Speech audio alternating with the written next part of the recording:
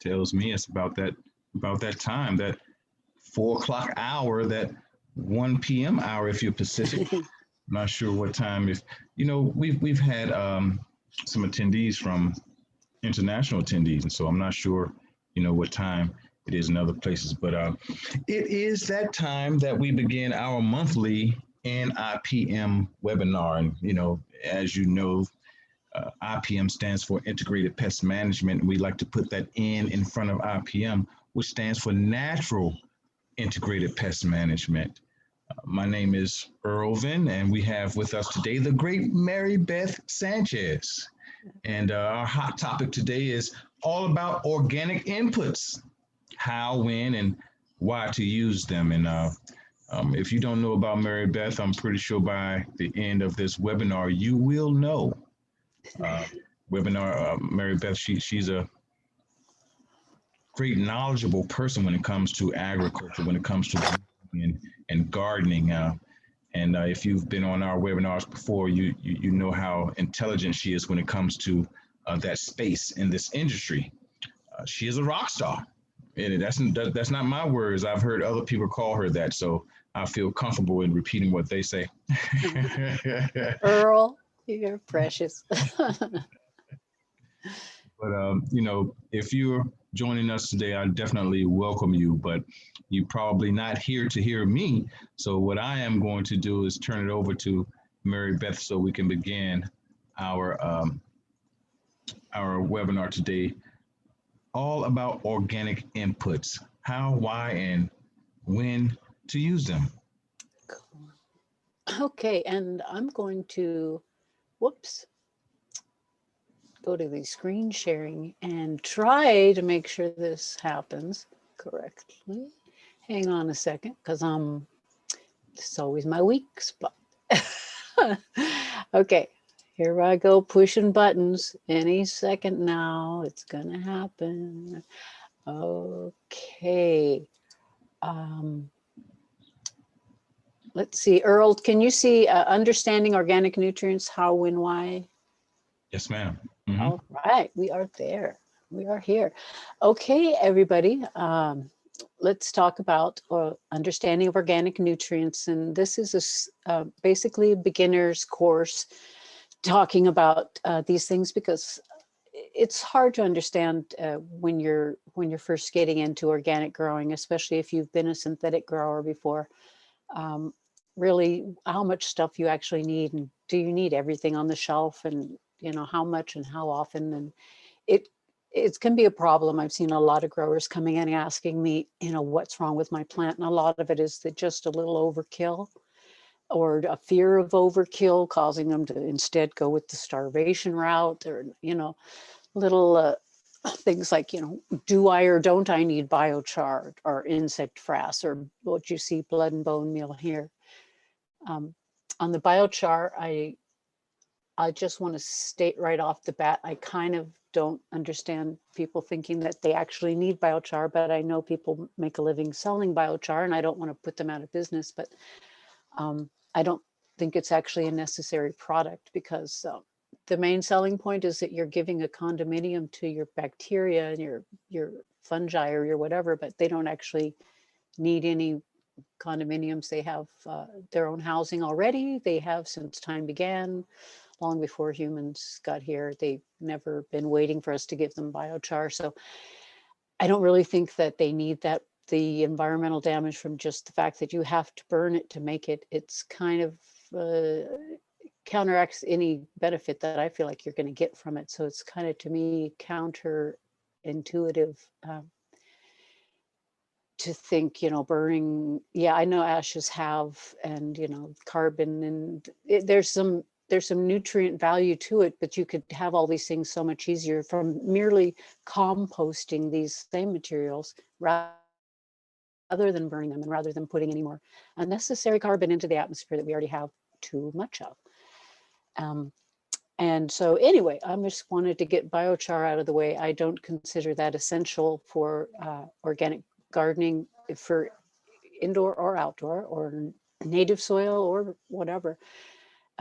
If you want to add porosity, if you want to add air, I'd go more with lava rock. pumice rather, because that's made from the volcano that you can't stop that from having. But we don't have any reason to go out of our way and make extra carbon when we do have a lot of volcanoes going off already anyway. And so anyway, let's get started here with the essentials. That's really what, if you're growing organically, the most important thing is what your medium is, and is it good soiled? Is any remediation required? Are amendments going to be enough? Are you growing in native outdoor soil? Or are you trying to grow with commercially available soils? You're going to have a different nutrient need. If you're growing in native soil, you're going to have a lot of nutrient already available from the sand, silt, and clay that's always in every native soil. A certain amount of sand, silt, and clay is going to be in every soil. And there's, excuse me, that's your plant's normal source of nutrients most of the time. So you, if you're growing in native soil, don't need to add nearly as much fertilizer as somebody who's growing in a completely commercially bagged product that's mostly organic matter, broken down organic matter without any sand, silt, and clay. Basically, I rarely find any mixes commercially that includes any sand, silt, or clay. It's usually just the mineral content is, in some form of trace mineral additive that may be added to that mix if you're lucky. Some are very inert. In other words, they have nothing going on except that organic matter. And those soils are assuming that you're going to be adding all the inputs, and they're not giving you any charge whatsoever. And you'll notice they may say something like includes forest products and gypsum or something like that to adjust the pH, and they're basically nothing more than that. And they might have a little perlite and or a handful of mycorrhiza, but that mycorrhiza really isn't going to do you any good in those commercially prepared mixes because they don't put in enough to have much chance of really contacting your plants. So if you see soil commercially prepared that says includes mycorrhiza, you're still going to need to get mycorrhiza and pack it onto your roots every time you plant, because it's very unlikely that your roots are going to encounter the very small amount of mycorrhiza that's included in order for the soil company to say includes mycorrhiza. It's just actually quite a sadly small amount that they use.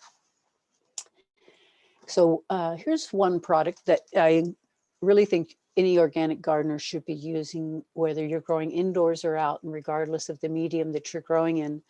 For one thing, it's got a really low nitrogen, phosphorus, potassium charge, and it's very balanced. So nothing is going to be, trying to lock out something else. And it's one of those products that you can use for all the way from the beginning to the end, because it's not hardcore hot fertilizer. It's slow breaking down. It's an excellent fungal food.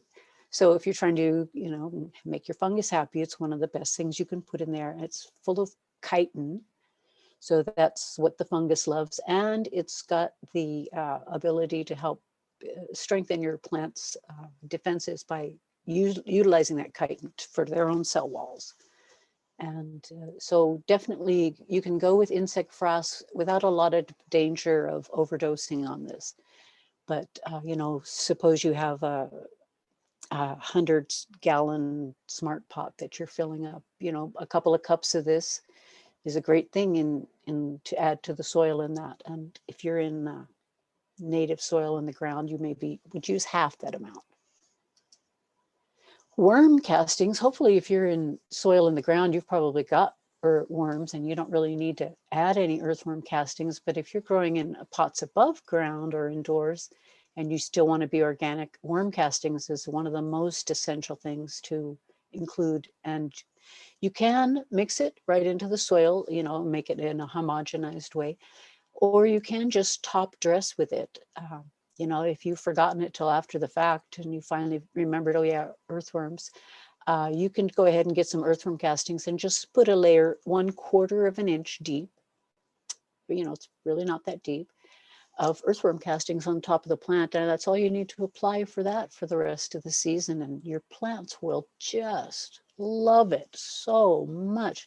The trace minerals and nutrients that the earthworm castings contain is just astonishing. It's really and you can't burn from it. It's not an amount or in a form that's going to be burning your plant, so you won't have any danger from that.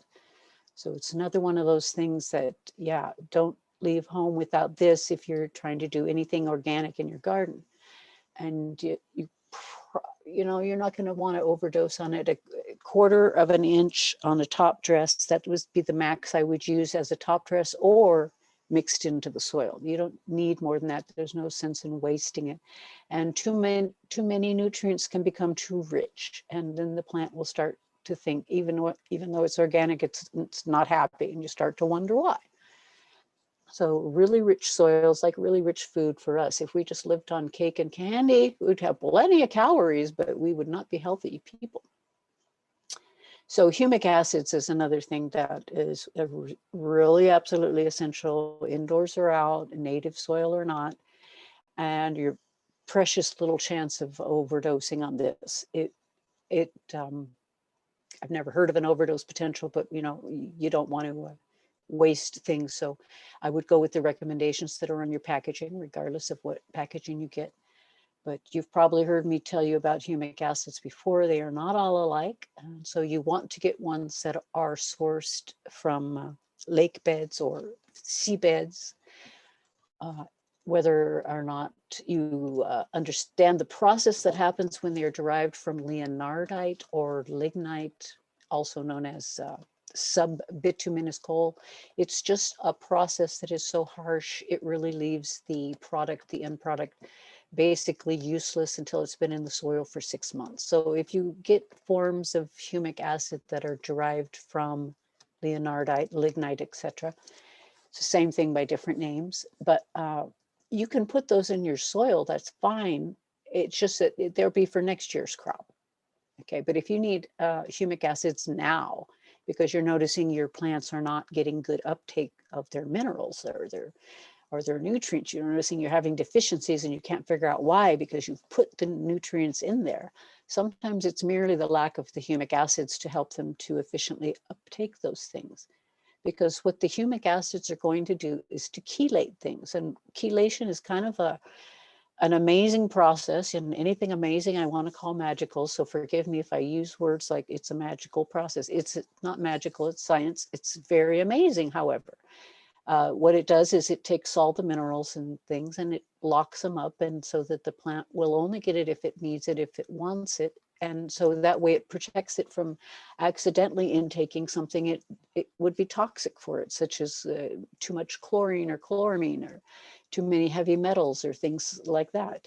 Even though a plant will need a trace amount of, you know, certain heavy metals and whatever, they need such tiny amounts. And with the chelation, the plant can make its own decisions, and it can use the bacteria and the fungi, the biology in the soil, to as the keys to unlock these nutrients and when they need them, and not when they don't. So this is one of those things that will really save you from toxic soils, toxic water, and but you really want to get the kind, you know, that's going to be available now if you need it now. If you want the kind that's going to be available in 6 months, you know, get whatever's on the shelf. It's going to be a lot less expensive than the one that's available now. But, you know, for me, that's usually how I like it. And it's really such a small amount that you need to apply. I'm not finding it, you know, financially detrimental or disastrous or anything. So, and another thing that I like to include in any organic growing situation, whether or not it's indoors or out, and even if I'm using compost tea, but especially if someone is not using compost and compost tea, it's really a good idea to use a lot of these beneficial bacteria and include them, and follow the directions on the package very carefully, because some of them, you know, you don't want to breathe all this stuff and to really get it all on your skin necessarily. A lot of them you have to wear the protective clothing to put it, you know, in there initially. But after that, you know, you don't have anything to worry about walking around the garden. Nothing's going to attack you or hurt your family or anything. But then with these things in the soil, you know, you've got good guys already there on the job working for you. And they're, as long as you can keep feeding them with things such as the humic acid is their favorite food. And so if you're using that and these bacteria beneficial creatures here, these are just some examples. There are many others. There's probably just, I don't know, thousands and thousands and thousands of different kinds. And, you know, if you're composting, you've got who knows how many. But if you don't know what you've got in your compost tea, because they all look a lot alike, when they're the beneficials look quite a lot alike. You know, you can't do DNA testing on everything. It's too expensive. So you get this stuff, and at least you know you've got them, and you know that they're really have been singled out as being especially good for the plant health. You know, maintaining the health of the plant. They're really kind of on guard, and that's why they have these names that sound very much like they are the protective force. And they are compatible with all the other things that you want to add to the soil. There's not going to be any issue of, can I have those and, for instance, my blood meal? For instance, blood meal is one of those things that's a byproduct of another industry, and it's always been used as a fertilizer since time began. It does leach extremely quickly from soils, and it's very hot, as you can easily overdose on this sort of a fertilizer. It is something that you can mix into the soils if you don't think you have sufficient nitrogen in your soils, but you don't want to ever use a lot of it. It's better to have it just a hair under, and maybe, you know, if you see your plant acting like it's not greening enough or not growing enough, and add some more, because it will be very readily available. You know, it dissolves just about instantly on contact with the water, and that you'll be getting that 12% nitrogen right off the bat. But what it is it's nothing but nitrogen. So there's no balance there. It's not like that's the only thing you can use, and it's not like you want to put in a lot of that, because it's going to leach out quickly. You'll lose a lot of it if you put in too much. Your plant can only take up so much. If you put in more than the plant can take up, or try to force the issue, you're going to have a plant that gets very sick. And of course, that's not what you want to do at all. A perhaps better choice for nitrogen is something like this, which is a little slower at breaking down, and it's got a little bit more balance in the numbers. The nitrogen bat guano is one of the very favorites in the cannabis industry for organic growers to supply the initial nitrogen, because you need that phosphorus and that potassium as well during those times. So, you know, you don't really necessarily want a source that is something 0, because you do need to put, you know, all three of those nutrients. And remember, whenever you're mixing and adding your organic nutrients, they all add up just like math. If you've added this plus some insect frass, for instance, all these numbers need to go up by 2. So then that's the amount that you're going to be having in the soil. And when I say by 2, I mean, if your insect frass is an NPK of 222, and this is an NPK of 731, then now you're going to have a 953, okay, for your final readout on your NPKs. Okay, but the nitrogen bat guano is really excellent because it's got so much chitin in it. It's also really good fungal food in your soil, and it's one of those things you only need a cup or 2, maybe in your 100-gallon pot or so. And you know, if you're doing much smaller pots, of course, you're going to be using much less. There's just no reason to overdo a nitrogen product, because if you seem to be lacking nitrogen, it's real easy to top dress with.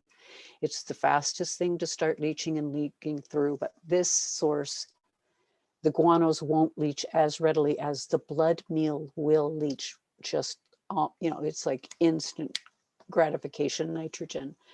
That guano is going to be a little safer as far as not burning so quickly on things. The seabird guanos is a similar thing. They're a little richer, seabird guanos, and usually higher in the potassium. And they're excellent for transitional periods when you're going from veg to flower. This is when you want to get yourself some seabird guano and throw that on. Start pumping up your phosphorus there. But you can see by this picture here, they still are weak in potassium. They don't have very much. That's their the weakness of all the guanos is the potassium. So good for most, well, all the stages of growing, but I wouldn't be using this during flowering because it's got too much nitrogen in it and nowhere near enough potassium. I would use it during my transitions for sure. And you can also use it during veg. It's fine to have that much phosphorus during veg if you want to go that way. It's not going to cause you to go instantly into flower. And assuming you'll have other nutrients probably as well. Besides, this won't be the only thing that you're going to have in your organic regime. But all those nutrients are readily available. So when you're watering, you're leaching out that, 12%, and 2.5 on the potassium. A slower release form, if you want to go slower and have it not run out so quickly. So maybe you only have to apply it once or twice during your growing season, rather than every couple of weeks or, so approximately for some of these things. This has a really nice low runoff potential. It's pelletized seabird guano, also sometimes known as PSG, but pelletized just makes it, kind of like a little rabbit pellet or rabbit food.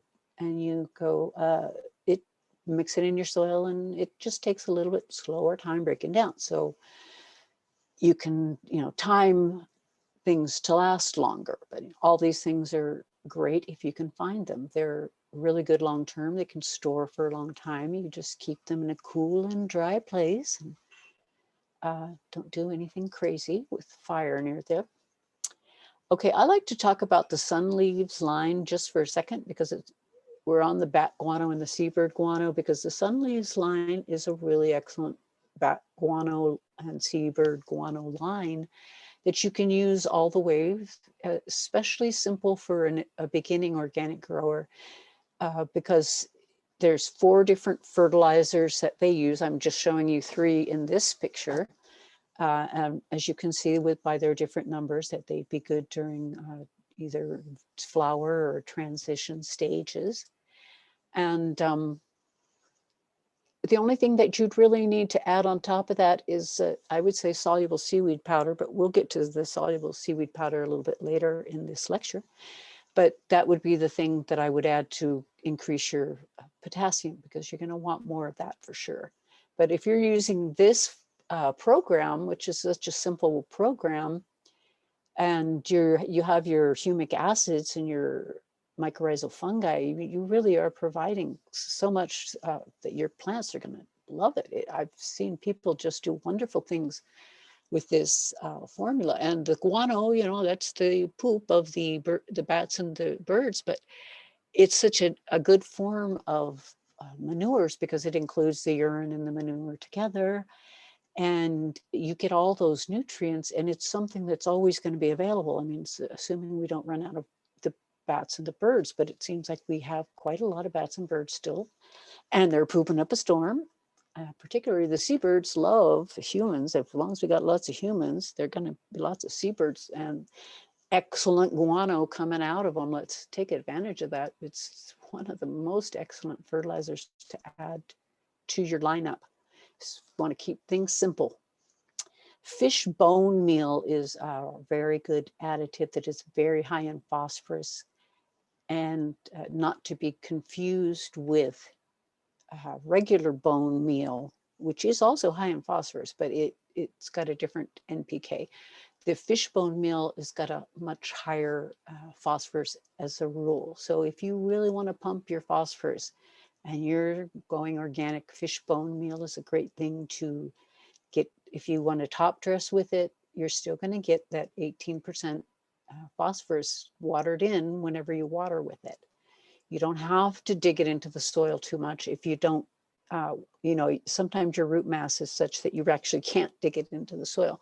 But hopefully you're mulching with something, so you can pull back the mulch and top dress, and then put your mulch over that top dress again, and water everything in, and you get your lovely fishbone meal that way.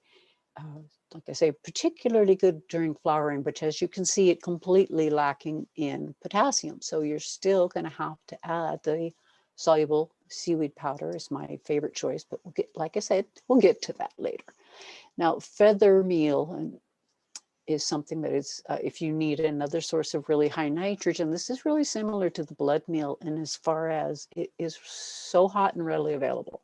You can burn young plants with this, so you do want to be careful and not over apply these kind of things, especially where tender young things are going in. But as soon as they're ready for this, it is a really great nitrogen source.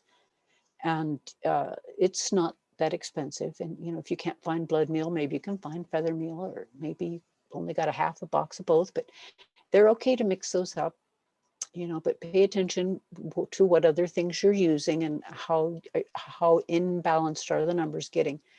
The thing about the NPK, people like to fuss with it a lot to, you know, boost up the N sometimes, boost up the P sometimes.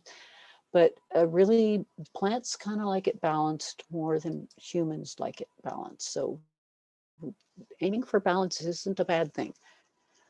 Okay, so bone meal that is not specified to be fish bone meal is more than likely from a cow or some other bovine or porcine or some animal that was used in slaughter. But anyway, now they're taking the bones and making them into fertilizer. And there's two kinds of principally bone meal. That it is the precipitated and the steamed. And you might say, well, which one do I want and why? Well, the steamed is slower to dissolve. So if you're trying to make a super soil and you want to amend and you want to have some calcium and some phosphorus in there, that's not going to all be, you know, go out in the first couple of weeks of watering, you definitely want more of the steamed in your mix. The precipitated is going to go very quickly. So you're going to get a lot of gratification much more quickly with the precipitated bone meal. So if you need some liquid bone meal, you can take your precipitated bone meal and add some water to it, shake it up for a while and let it sit for a little bit and water your plants with that, and you'll be amazed at how quickly you get the reaction of the extra phosphorus. It's also got a lot of good calcium in it. And so there's another source of good calcium in the bone meal, which, you know, in an organic garden, you know, you've got to have your calcium available. It's too important. And there's a lot of different ways of doing it. This bone meal is one good way because you're getting phosphorus as well, which you also do need during your early stages of growth. Your roots and your shoots all are also dependent on phosphorus, probably as much as they are on nitrogen. So steer manure is another thing people like to use, or the various manures in organic gardening, but they kind of assume it's a lot of nitrogen for some reason, and it actually isn't that much nitrogen. And usually the way it burns is that it can be a little salty, and salty in the not good kind of salts. So it can be one of those things that's a little bit of an issue, but you know, not necessarily.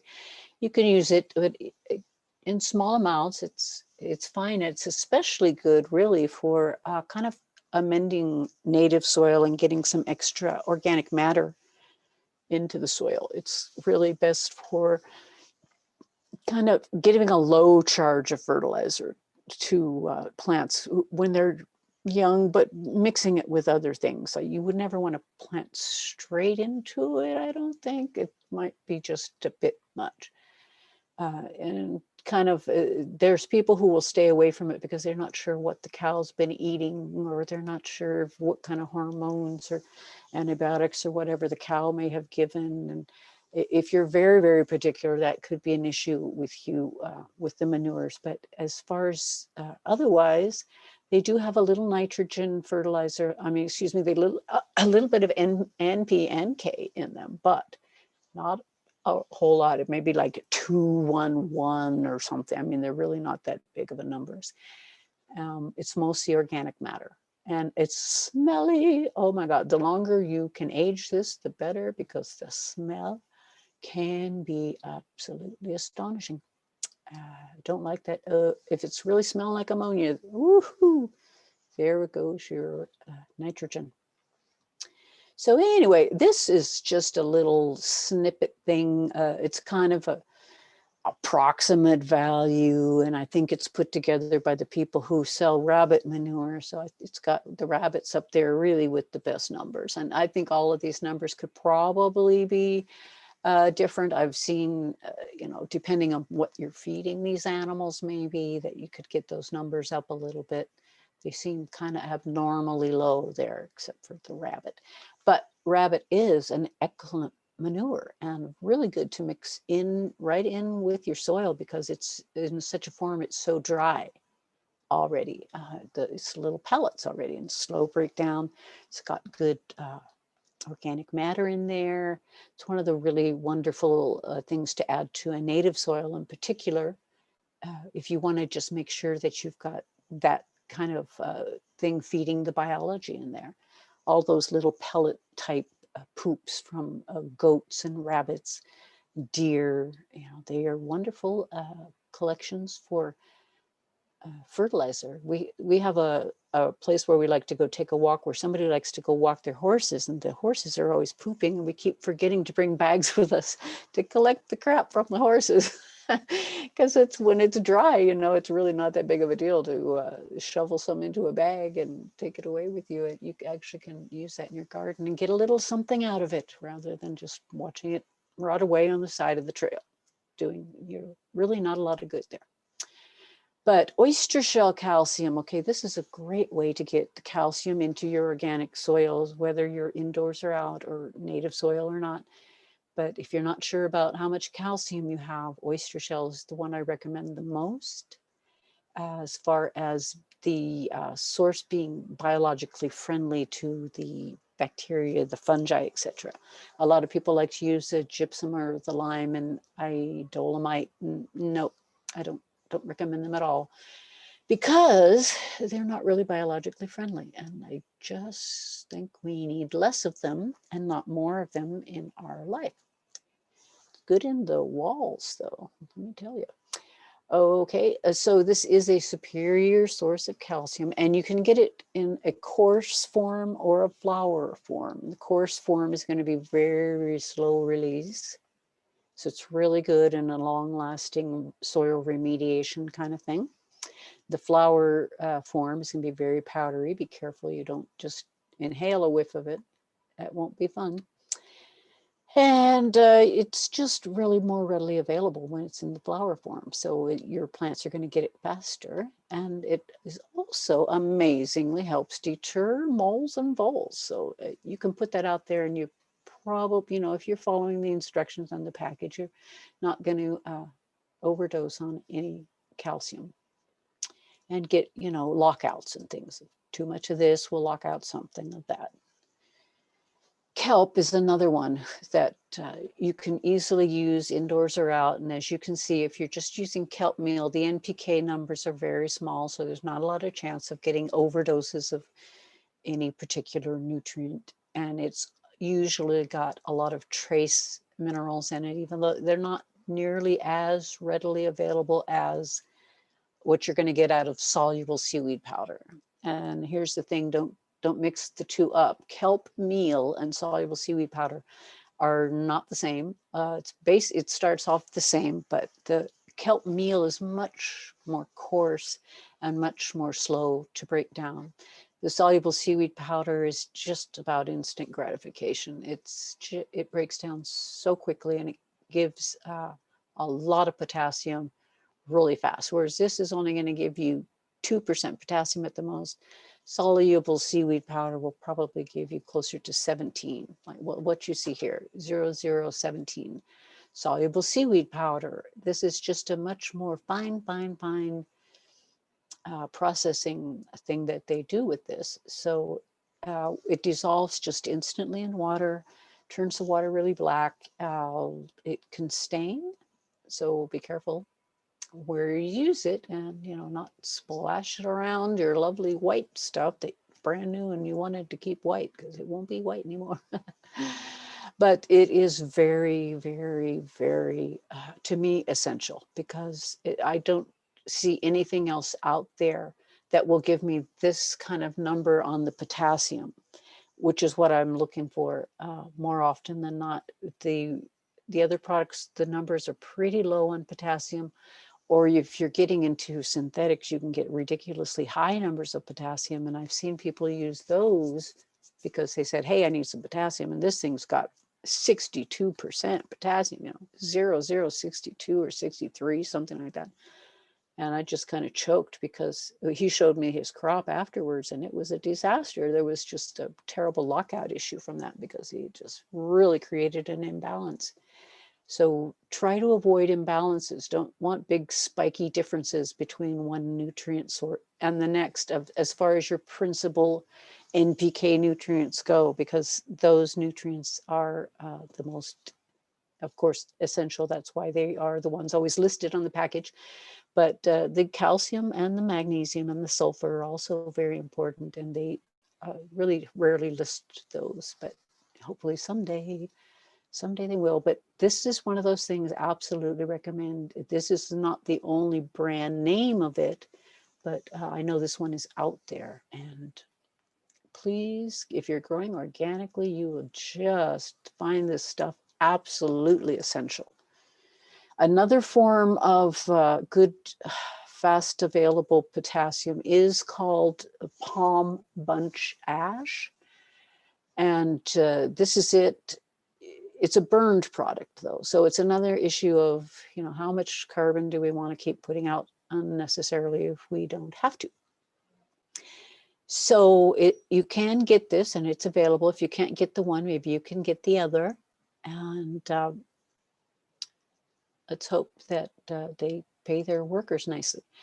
But what happens here is the residue from the another industry, which that's probably it's either the date palms or the oil palms. I'm not sure which one, but they just to get rid of the byproduct, the dead parts, they'll burn them. But they found it's very high potassium, and it's not an expensive source.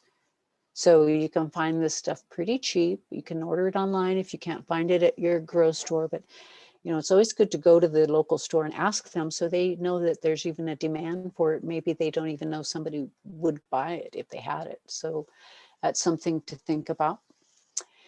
So anyway, that covers your NP and K there. But there are some other things that are really nice to have in an organic grow, and alfalfa meal is one of them. And especially because, as you can see, it's got that really low charge again, just a 2.5 and a 1.1. So you're not getting a huge amount of any one nutrient. But the thing about alfalfa is the number of trace elements and things that are in this plant that then become bioavailable through the bacteria and things that you're assuming if you're growing organically, you're going to be wanting to cultivate your biology in your soil. Alfalfa meal is really wonderful. You do need to pre-soak it to get the best out of it.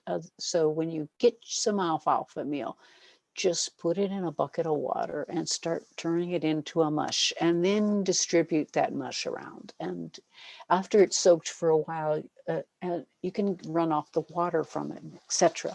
It's a little bit tricky to use in that way. I mean, in that you don't necessarily just mix it with the soil. You won't get as much out of it unless you pre-soak it.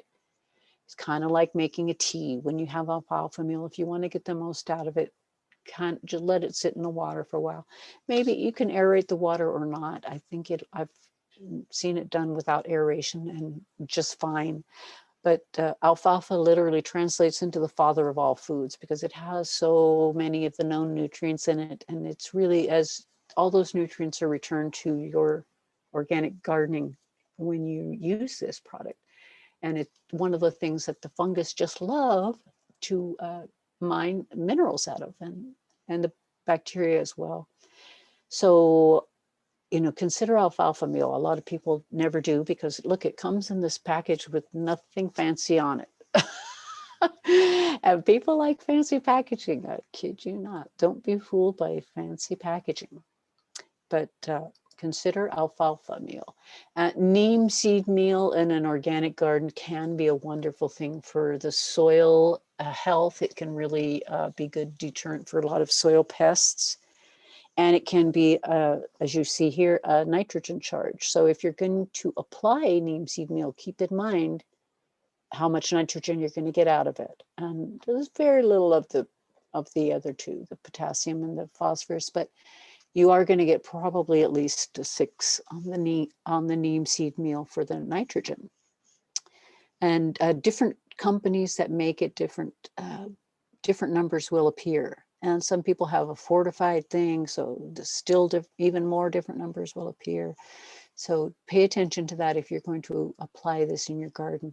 But there have been cases reported of it kind of having a residual effect in products that we consume.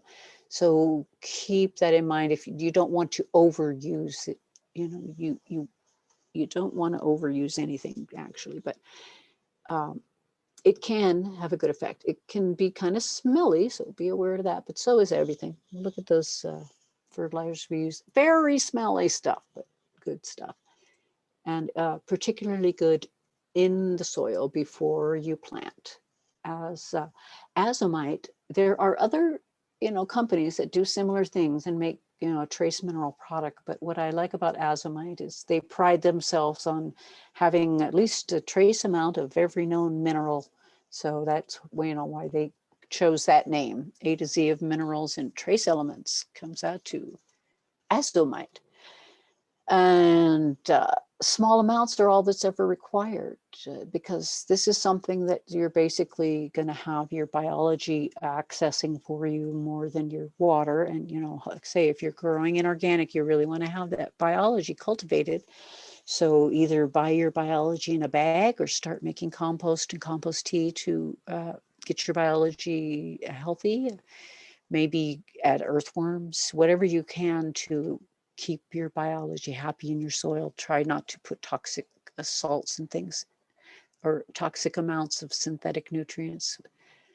Okay, so a little bit of azomite goes a long way, and the mycorrhizal fungus will just have no problem whatsoever utilizing all the minerals available without giving any toxic minerals to a plant. A plant and the biology work together. So they know what they want and how to get it and when they want it. And it's kind of nice because you don't have to worry about it. Epsom salt is another one that I have been recommending to people more and more often. It's perfectly fine for organic growing, and sometimes you need that magnesium and sometimes you need that sulfur, and you get them both from the Epsom salt. And magnesium tends to leach quickly from soil, so this is a good way to get some quickly back into the soil when you notice you're having a deficiency. You may see, leaves going yellow at the base of the tree, or leaves going too yellow at the very new growth. That would be your sulfur. So this covers you both. Covers those yellow at the bottom and yellow at the tips. So it's could be either one of those things, but it's one of those I wouldn't just freely broadcast it in the soil necessarily. I like to use this as something that I water in. A teaspoon per gallon is, a tablespoon, excuse me, a tablespoon per gallon is perfectly fine.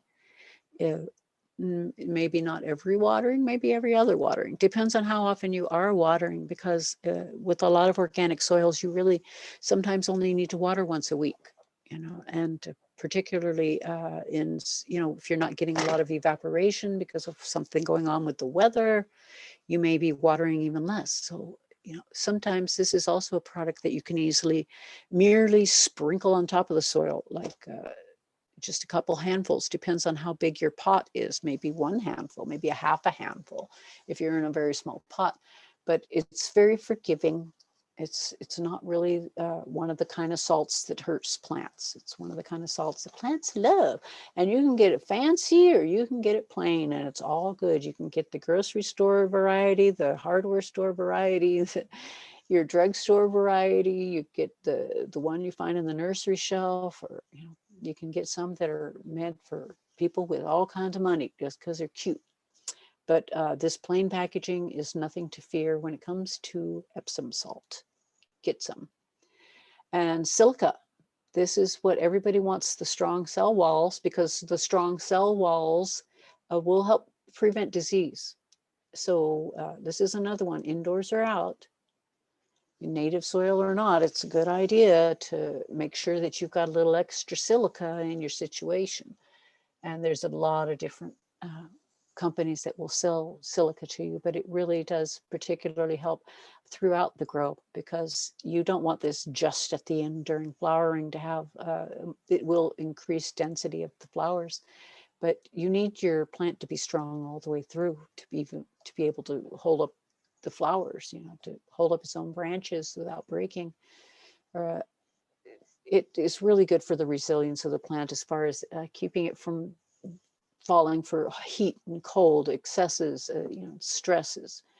It's frequently extracted from horsetail, and horsetail, if you're into doing KNF things, is a good way that people like to get silica out of the natural world. Bokashi, that's another one I would definitely put in every organic grow. Put this into the soil itself. You don't really need to use a lot. You can kind of be real nebulous about it, a handful or 2 handfuls. It's, how big is your pot? You don't need to go crazy. People will say maybe like on this particular package, it says a handful per pound if you're composting with it. But if you're spreading it into your soil, they don't even have really an actual recommendation for that. But I've noticed it makes an amazing fungus in the soil.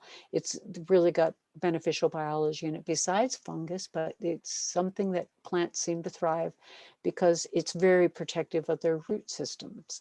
And it really keeps a lot of pests away from the root systems and adds that extra mining of the nutrients, making them into the plant available form, which is what the organics is all about, getting the biology to do the work, and we just give some food to the microbes and they take care of the plants. We don't have to stress. But something you absolutely will want for every transplant is to throw on some more mycorrhizal fungus, because each transplant you're going to want to make sure that you've got it right at the root zone. So you don't want to scatter it in the soil. Like I said before, they were not really likely to find it if it's just scattered in the soil. But if you pack it right in the root zone, they're going to get it. Their roots are going to make the association with it once you start watering it in. And then that mycorrhizal fungus is really going to make the plant's health so greatly improved, and the ability to take up nutrients correctly and to find the nutrients wherever they may be in the pot. Mycorrhizal fungus is just, I would never grow without it. And particularly whatever brand you get, make sure that if it's for cannabis, it's an endo and not an ecto. And make sure that it's only because that's the one that they associate with. But the most common one that works with this plant is something the scientists keep changing the name of. Okay, so it's a little confusing when you go to the store to buy it, but look for the ones that have the highest numbers of endomycorrhizal fungus, particularly in the Glomus intraradices or Rhizophagus intraradices. They keep changing the names. Like I said, they've got about 4 or 5 of them now. They've decided are really all the same one, but they still have these different names on the packaging. So anyway, they aren't all alike. Look at the numbers, look at the propagules per gram, and make your decisions. Because what the hell, is this really the kind of carrot you want to grow? Yeah, it might be the kind of carrot you want to grow. And if it is, you got to steer your nutrients in that direction. And carrots, by the way, do not like a lot of nitrogen. That will make them very hairy. This is the most amazing carrot I have ever seen. I've never seen it growing secondary carrots off of the main root, but that makes sense. It's pretty impressive. But okay, Earl, this is the end of the lecture today. And I'm going to turn it back over to you. Well, as usual, you come with such knowledge and such wonderful information. I'm glad you all have stayed until the end. We're going to open up the floor for questions if you have some questions. What I like to do is if you have a question, you can type it in. But if you like, we can open up the door or open up the floor, if you will. Where open up the microphone and you can speak with Mary Beth and ask her your question yourself. How about that? You can talk with the great Mary Beth herself. But I have a question to start it off. You mentioned, as far as the mycorrhizal fungus, you mentioned endo and exo. Yes. What's the difference in the two? Well, the endomycorrhizal fungus is actually probably the most, it's the most commonly beloved of the plants. But here's the deal. The one you most commonly see on the shelf is the ecto, because that's the most commonly and easily able to make commercially available. It's mostly, though, for perennial plants and trees and things that are in the soil for many years. But most of the plants are something that live really only a season or so. And so those plants really require the endomycorrhizal fungus, which is just a different species. All of the mycorrhizal fungus are going to be protective of your plants, whether they want endo or ecto, because they're all going to, work in the root zone to some extent. But the endomycorrhizal fungus is just a main line for the root zones of these plants. It just takes the nutrient right into the plant. It's the only thing that the plant will symbiotically work with and allow into its body without trying to repel it. And it actually grows partway into the root of the plant. And they work together. They trade sugars for nutrients. But endo is the one you want for almost everything except for your perennial trees and shrubberies. Oh, thank you. Appreciate that. Sure. We had a question early on from Left Canna on the list here. What I'd like to do is open it up. I'm going to ask you to unmute, and if you would like, you can ask your question directly and speak with Mary Beth. So, Lefted Kana, are you here? Hi, yes, I'm here. Hello. Hi, first, thank you for this. This was awesome. This is my first time jumping into one of the Dr. Symes Zooms, at least. Oh, sweet. This was great, though. I just had a question that if you could speak to the sodium levels that you'll find in the guanos that you mentioned. I know you said that the steer manure can be pretty salty. I imagine that, there is sodium in almost any animal byproduct.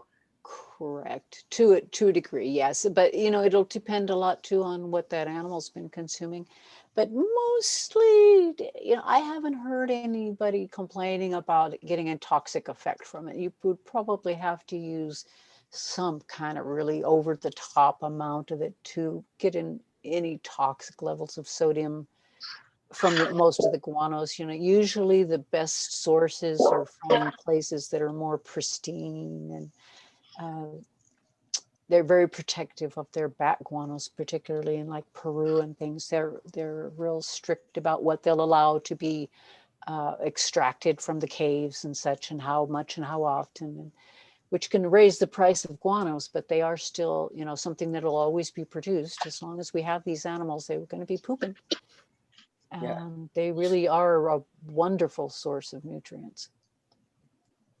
I wouldn't let the sodium level put me off, let me put it that way, because you're probably, and even at most, you're never going to be using enough for you to have a toxic level, particularly, unless you're really trying hard, you know what I mean, to add just more than you need. Gotcha. Thank you so much. Thank you for joining us, Lefted Canna. Yeah, for sure. Thank you for joining us. And we also have a question from Bridget Moramarco. Brigitte Moramarco. That's a beautiful name. Brigitte Moramarco. Are you here, Brigitte? I love that name. Yeah. Hi, it's Mike, her husband. Oh, cool. And you pronounced my name right. Right on. It is Italian. I love it. I love it. Well, I've been using your product for a minute here, and I'm thinking I got broad mite damage, but I can't see them with my. I can't see them with a microscope. And I was able to see russet mites last year. And I was able to see spotted mites on my strawberries that I threw out. Oh, yeah.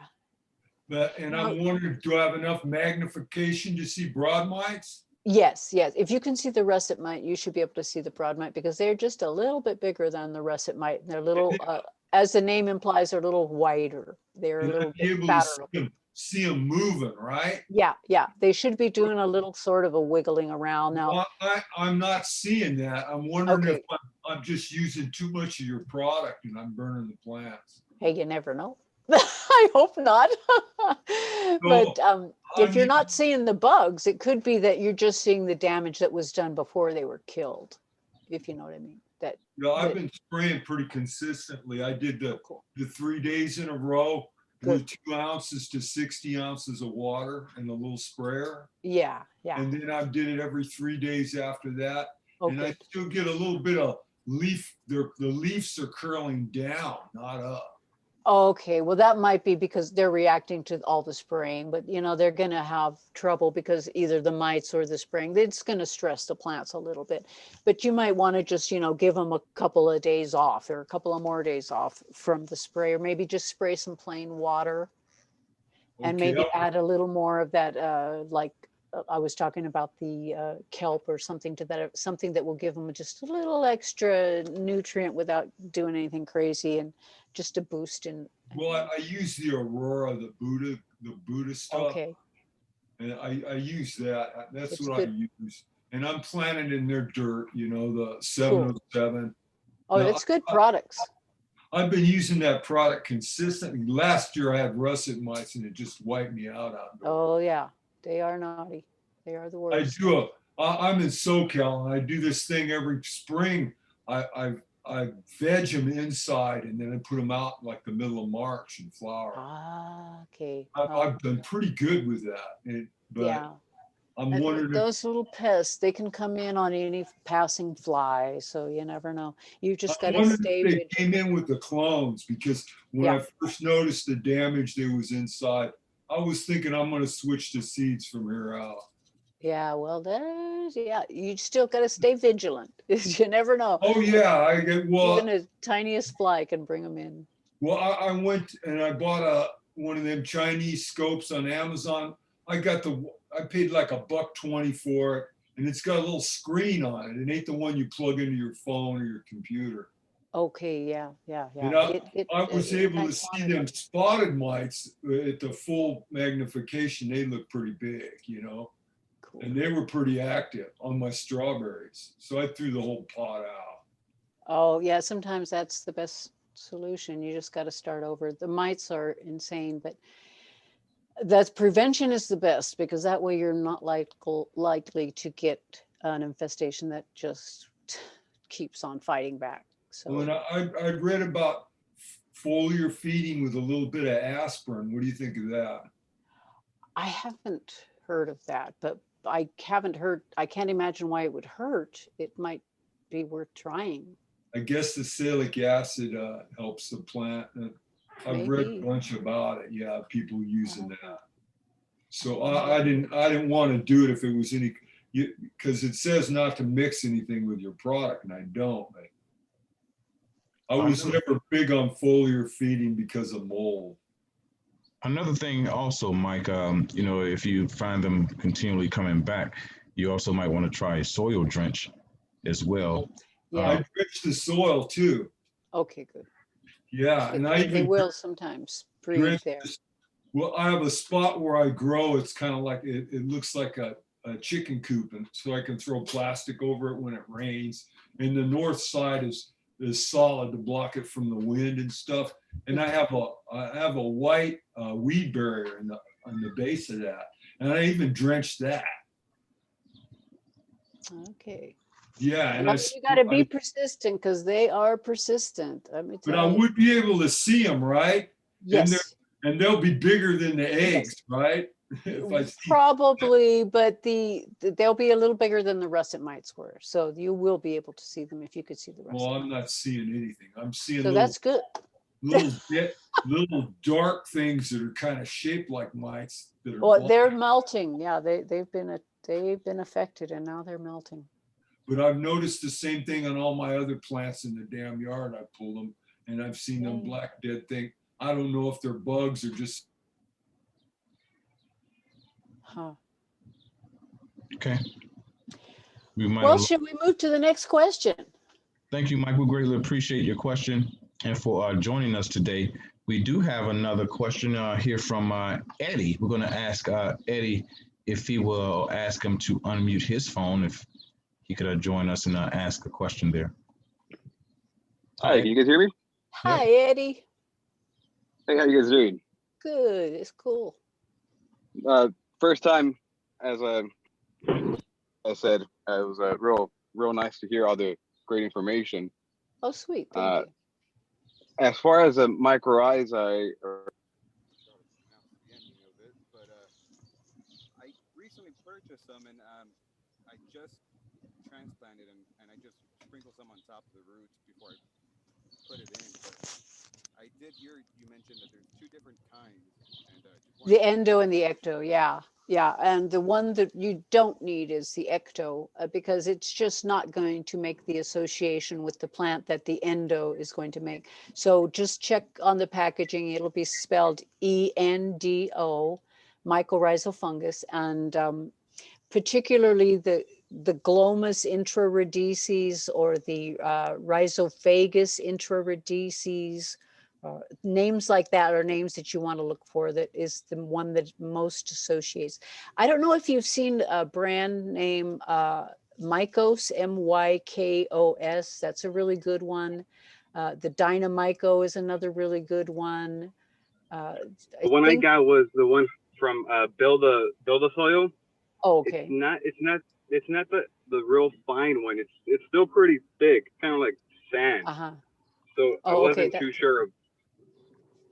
Yeah, it it doesn't necessarily have to be super fine, but it does have to be endo. And super fine, just kind of, they want you to imply that that you can kind of water it in, which you can to some extent, but it really is best to just pack it onto your root zone.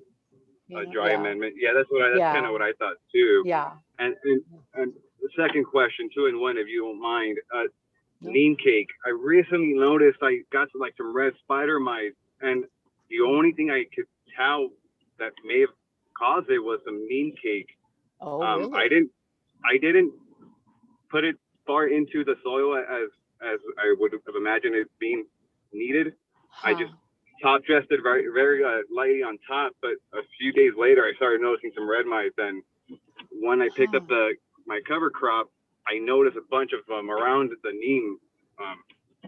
So I'm not sure if that has anything to do with it. It's my first time ever coming across that. Yeah, I know I haven't heard of that happening. I would have thought that they would have been more repelled by that, but that's kind of an unpleasant surprise. It obviously didn't repel them. So that's not good. Does the reason that I would put it more like in the soil deeper would be for grubs and things like that might be in the soil that would be pretty repellent to them, I think. But I haven't heard of the thing with the red mites before. As you were saying that, I started thinking maybe I should have really dug it in there and not just top dress on top. It could be that might have made a difference, but maybe do an experiment with that and let us know. Give us a direct message later. I do feel that has to do with it because it was just my 1 5-gallon pot that I threw neem cake in there because that was my one and only cannabis one. The other ones are teens. They're very small, so I haven't even transplanted them. But now I don't want to put the neem cake because of that reason. But now I may test just another one out just to see if that is it. Yeah, well, it would be interesting. I would love to know. I really would be. Okay. That would be very good to know. I'd be cool. Okay. Thank you for the good question. Yeah, thank you, Cody. Thank you. Was that Eddie or Cody? Eddie. That was Eddie. Oh, okay. Because look, Cody has a question with neem seed meal here too. Okay, Cody, do you want to come on the line? Thanks a lot, Eddie. We appreciate your question there, and thank you for joining us. But definitely, yeah, Cody, I'm going to ask you to unmute yourself. Go ahead and ask your question with Mary Beth.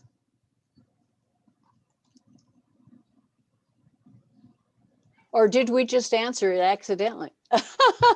Because we were just talking about top dressing with neem seed. And so, yeah, as you can see what Eddie said, it didn't work as well for him that way. I would incorporate it more deeply into the soil and use it more for subterranean repellents of pests. If hopefully that answers Cody's question. Yeah, hopefully. Well, we have one more question here from Scott, and then we're going to call it a day. Scott, if you want to unmute yourself, we greatly appreciate it. And go ahead and ask your question with Mary Beth. Hey, Mary Beth. I Hi. apologize ahead of time because I'm driving back home from work right now. Oh. So just curious, because you're obviously familiar with organics. Yeah. Have you seen Subcool's recipe for his sub like super soil? Yeah, in fact, go ahead. Yeah, I have put that up online before as, you know, a recommendation. It's a good recipe. I think what I would have done differently is maybe not use the dolomite, or I think he used dolomite or gypsum at some point, Yeah. which I would have done differently. I would have done the oyster shell calcium. And I think he didn't add humic acid or something. There was one thing I think I would have added, and I can't remember what that is right off the bat, but I think you're right on both counts there. Yeah. He says something like that. Yeah. But I was just curious, well, you did say the humic acid, but is there anything else that you would really want to add to that mix to make a complete soil, or is it pretty much just good to go as is? It could be maybe like soluble seaweed powder or something to that effect too, because I know that's a lot of things but you know, the way that it's so soluble, it might be best to keep that as something that you water in rather than to mix in initially, because you may take the risk of watering out more than you wanted to because it is very soluble. Okay. And then for the base soil mix, I use both Roots Organic and Big Roots. Are either of those soils known to carry like any sort of specific pests that Eliminator wouldn't actually cover?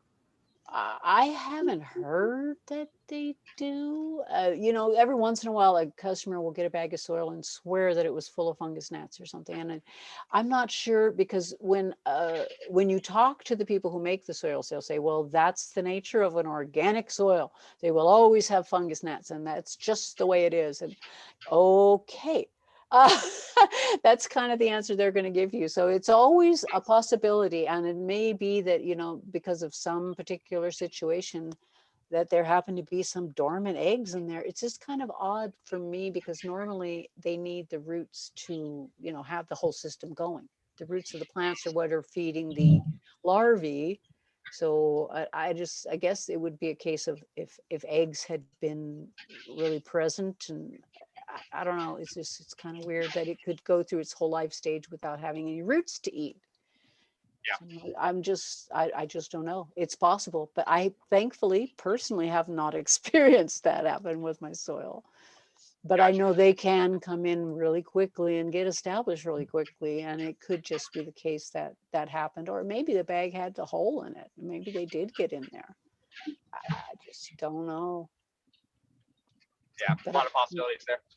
A lot of possibility, and impossible in any organic soil, apparently, according to the makers of organic soil. They'll tell you, you're on your own there. That's organic soil. Yeah, darn it. Thank you for all the info. Oh, thank you, Scott. Thank you so much, everyone, for joining us today. For sure. Thank you so much, Scott. And just as Mary Beth mentioned, thank you for everyone for joining us today. You know, we are here every first Tuesday of the month. And if you're here now, you have special access every first Tuesday of the month. You should be receiving some, you know, reminders to join us next month. And, you know, feel free to, you know, invite some grow-mies, some grow friends. And if you are commercially licensed, if you're a commercial grower, licensed grower, you know, feel free to visit us at drzymes.com/commercial grow. We have a special NIPM assessment and a playbook that we like to give you and also give you a special opportunity to take us up on a nice program we have there. But for regular retail, if definitely chime in and go ahead and get yourself 10% off. Use that code 10OFF at checkout on drzymes.com. But we definitely appreciate everyone for joining us today. We someone asked me, why don't you, during your webinars, really talk about eliminators? Our main purpose here is for you to have a successful harvest, whether it's with Eliminator or with any other product. It just so happens that we believe and that Eliminator is a superior product and it speaks for itself. But, first and foremost, we, would like for you to have a most happy, healthy, clean, pest-free harvest. And so, and that is our first and foremost goal, that you are successful in your endeavors, in your gardening endeavors. Amen. But I thank you, Mary Beth, as well, for your knowledge and expertise and sharing that with us. And thank you, Dr. Symes, people, for sponsoring this series. Letting me yak at y'all. Thank you for showing up. Really appreciate it. Oh, you're actually part of the team. So you're thinking Dr. Symes, you're thinking yourself. Oh, Earl, you're precious. Thank you. Thank you, everyone, for joining us. And we look forward to seeing you again on the next one. All right, great. Take care. Goodbye, everyone. Bye, everyone. See you next time.